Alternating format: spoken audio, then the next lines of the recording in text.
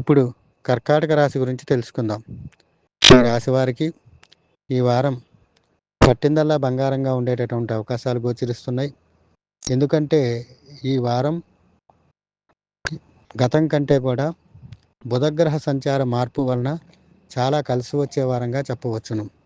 వీరికి గురు బలము, అదేవిధంగా అంగారక గ్రహం యొక్క బలము, శనిగ్రహం యొక్క అనుకూలతలు ఎక్కువగా ఉండటం వల్ల, ముఖ్యంగా కుటుంబ ధనస్థానానికి అధిపతి అయిన రవిగ్రహం యొక్క అనుకూలత ఎక్కువగా ఉండటం వల్ల అనుకోని ధనప్రాప్తి సంభవించటము, కుటుంబం దినదినాభివృద్ధి చెందటం, గృహంలో సడన్గా శుభకార్యాలు జరిగేటటువంటి అవకాశాలు, అనుకోని ధనప్రాప్తి సంభవించటం, గతంలో ఆర్థికపరమైన సమస్యలు ఏవైతే ఉన్నాయో వాటినన్నింటినీ అధిగమించటము, తర్వాత ప్రశాంతమైనటువంటి వాతావరణం అనేటటువంటి గోచరిస్తున్నది.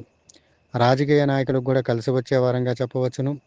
విద్యార్థులకు కూడా వారం ద్వితీయార్థం నుంచి బాగా కలిసి వస్తుంది. వారు అనుకున్నటువంటి వారి ప్రతిభకు తగినటువంటి గుర్తింపు అనేటటువంటిది కూడా లభిస్తుంది. అయితే వివాహం కోసం ఎదురు చూసేటటువంటి వారికి మాత్రం కొన్ని అవాంతరాలు ఏర్పడినప్పటికీ వారం ద్వితీయార్థం నుంచి కలిసి వస్తుంది. షేర్ మార్కెట్లు పెట్టుబడి పెట్టేటటువంటి వారికి కూడా శుభవార్తలు వినటం అనేది జరుగుతాయి. వ్యాపారస్తులు కూడా దినదినాభివృద్ధి చెందటం, ఉద్యోగస్తులకు కూడా మంచి పై అధికారులతో మన్ననలు, అదేవిధంగా గౌరవ మర్యాదలు ఏర్పడటం అనేటటువంటివి జరుగుతాయి. ముఖ్యంగా ఆర్థికంగా మంచి డెవలప్మెంట్లోకి వెళ్ళటం, చిన్న చిన్న చికాకుల నుంచి కూడా బయటపడటం అనేది జరుగుతాయి.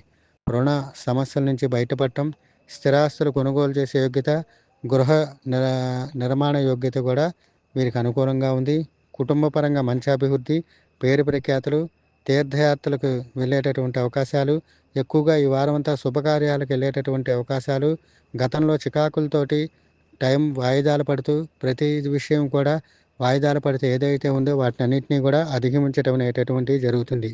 ముఖ్యంగా ఈ రాశివారు ప్రతినిత్యం ఆదిత్య ఉదయం పారాయణగా చేయటం, అదేవిధంగా శ్రీ వెంకటేశ్వర స్వామి వారి వజ్రకవచ స్తోత్రాన్ని పారాయణగా చేయటం వల్ల మంచి శుభవార్తలు వినటం, వీరికున్న సమస్యలను అధిగమించడం అనేటటువంటివి జరుగుతాయి. తర్వాత ఏదైతే ఉద్యోగం కోసం ఎదురు చూస్తున్నారో వారు కూడా శుభవార్తలు వినటం అనేటటువంటివి జరుగుతాయి.